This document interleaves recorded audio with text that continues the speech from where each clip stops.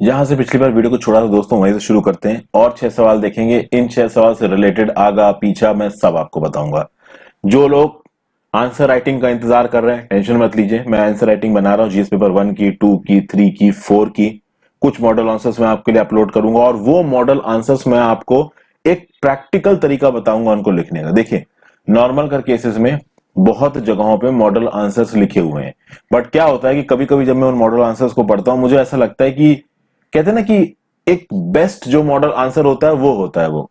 मैं आपको बताऊंगा कि प्रैक्टिकली जो आपके पास नॉलेज है उसमें आप एग्जाम प्रेशर में आंसर कैसे लिख सकते हो, और इससे रिलेटेड जो थ्योरी हो तो बता ही दूंगा। 2-3 वीडियोस लगातार आएंगी, इसलिए टेंशन मत लीजिए। यहां पे इसको खत्म कर लेते हैं। क्वेश्चन नंबर 7, आई होप आपने पूरा पढ़ लिया होगा। यहां पे जो ऑप्शन निकल के आता है वो है option B, both A and R R true and R is not the correct explanation of A. देखिए, पोर्टफोलियो सिस्टम क्या होता है पहले तो आप ये समझिए। पोर्टफोलियो सिस्टम आज की डेट में, अब जैसे कि for example Narendra Modi ji prime minister बने तो उन्होंने होम मिनिस्टर बना रखा अमित शाह जी को, फाइनेंस मिनिस्टर बना रखा है सीतारमन जी को, और अलग अलग मिनिस्टर्स हैं।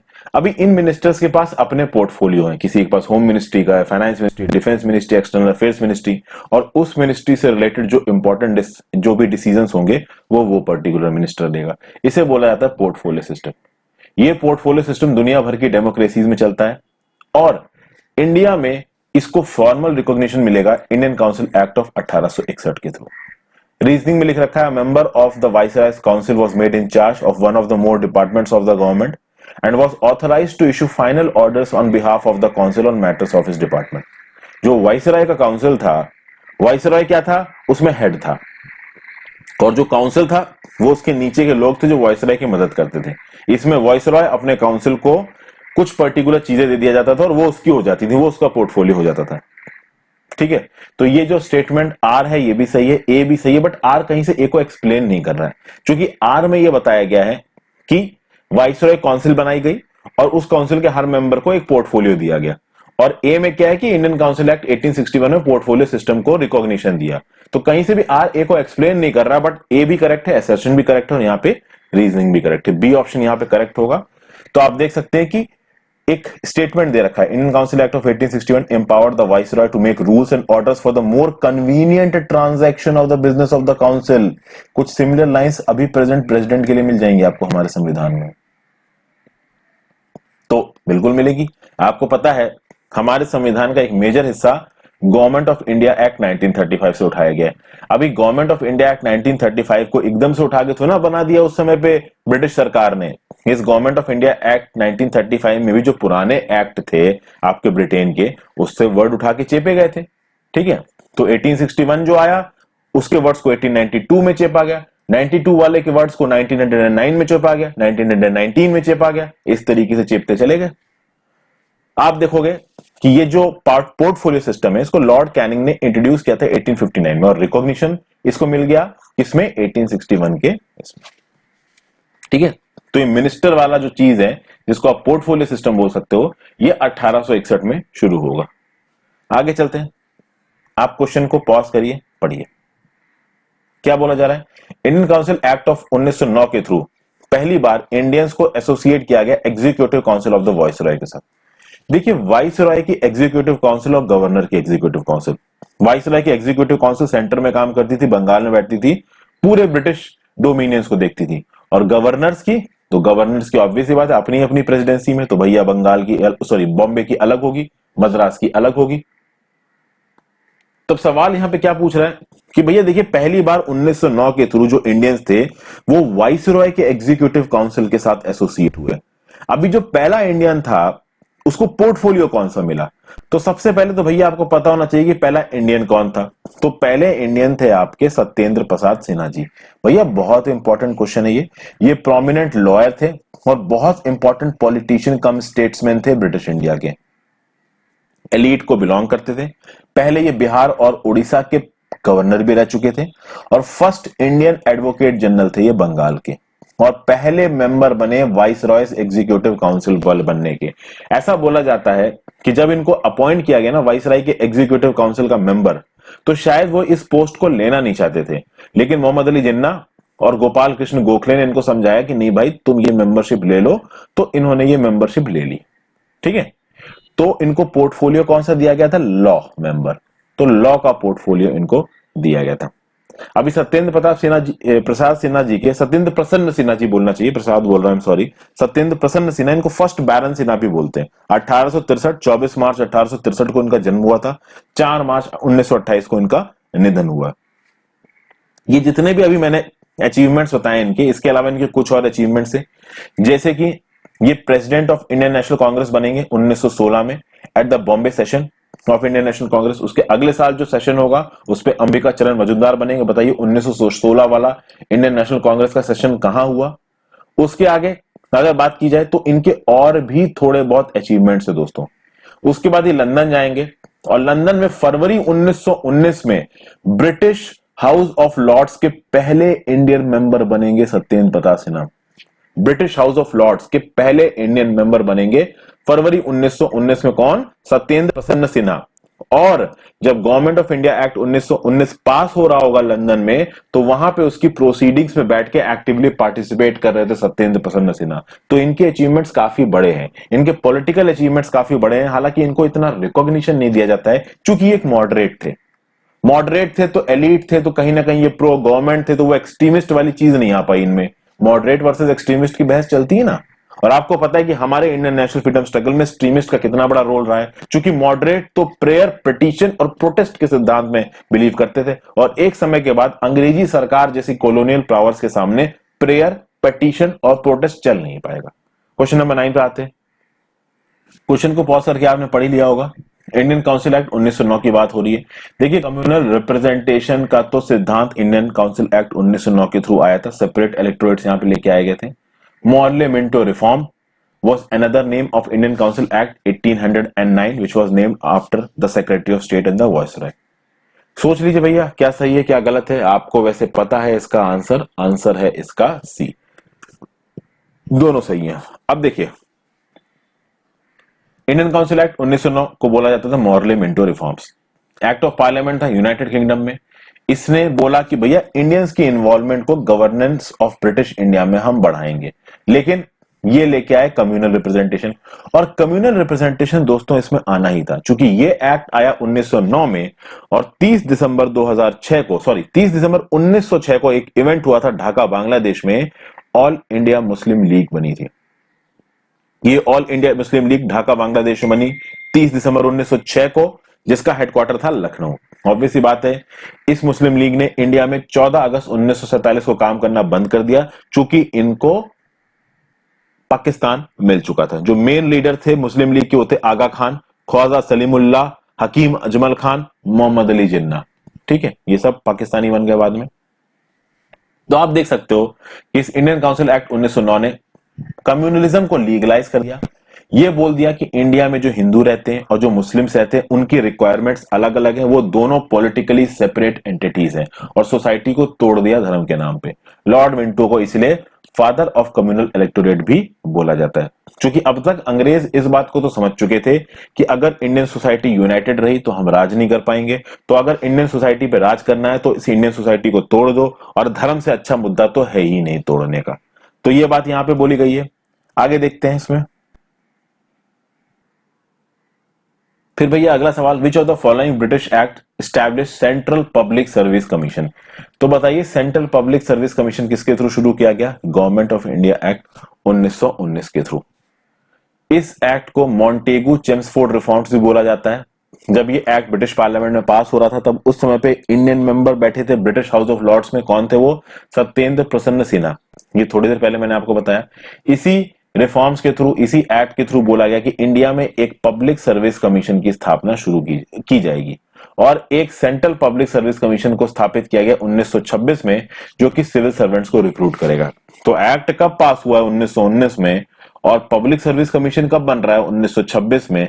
तो अच्छी चीजों को, पहली बात तो नियम कानून बनाने में अंग्रेज लेट करते थे, और उसके बाद उसको एग्जीक्यूट करने में भी अंग्रेज काफी लेट करते थे।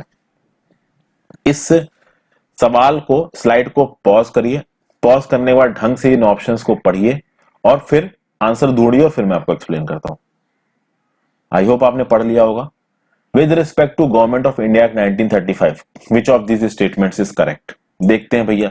इसने बोला कि it ended the principle of communal representation. आपको लगता है ब्रिटिश सरकार जो कि भारतीय सोसाइटी को तोड़ के इसके ऊपर राज करने के मूड में है, वो भी कभी भी कम्युनल रिप्रेजेंटेशन को बंद करेगी? और कम्युनलिज्म तो एक ऐसी चीज है जो कि एक बार अगर शुरू हो गई तो फिर वो कैंसर की तरह होती है। जैसे कि कम्युनल एलिमेंट्स जब मॉरले मिंटो रिफॉर्म्स के थ्रू शुरू किए गए इंडिया में तो वो कैंसर थे, और बाद में जब पार्टीशन हुआ तो काट के ही, मतलब एक कंट्री को दो भागों में काटने के बाद ही वो कैंसर ठीक हुआ, और अभी भी चालू ही है। आप देखिए इंडिया पाकिस्तान के बंटने की वजह से कितने बवाल हो रहे हैं, थोड़े मोड़े हैं क्या, बवालों की लाइन सी झड़ी सी लग गई है। तो भैया देखिए कम्युनल रिप्रेजेंटेशन बंद नहीं किया गया गवर्नमेंट ऑफ इंडिया एक्ट 1935 के बाद, इनफैक्ट इसको एक्सटेंड कर दिया गया। तो भैया सेपरेट इलेक्टोरेट्स दिए गए डिप्रेस्ड क्लासेस को, शेड्यूल्ड कास्टेस को, वुमेन को, लेबर्स को, वर्कर्स को, मतलब कुल मिला के ब्रिटिश गवर्नमेंट से जितना हो सका उतने अलग अलग टुकड़े करने की कोशिश की इंडियन सोसाइटी की, मतलब जितना तोड़ सको इंडियन सोसाइटी को उतना तोड़ दो। ये ब्रिटिश की मोडस ऑपरेंडी थी, चूंकि उनको पता था यूनाइटेड रहेंगे तो हमारे लिए खतरा है, टूटे हुए रहेंगे तो आपस में ही लड़के मर जाएंगे। फिर next option, it provided 50% voting rights of the local population, मतलब कि देश में जितने भी लोग हैं उसमें से 50% आबादी को वोट डालने का अधिकार दिया गया। भैया पॉसिबल नहीं है, ठीक है। आज की डेट में देखिए वोट डालने का अधिकार सबको है, और जो लोग भी एलिजिबल हैं वोट करने के लिए उसमें से भी 66-67% लोग वोट डालते हैं। कहां कब हमारा देश आजाद हुआ था? 1947 में 53 और 20 73 साल हो चुके हैं, और अभी तक पूरे वोट डालने लोग नहीं आते हैं। जितने लोग एलिजिबल हैं उसके केवल 2/3 आते हैं।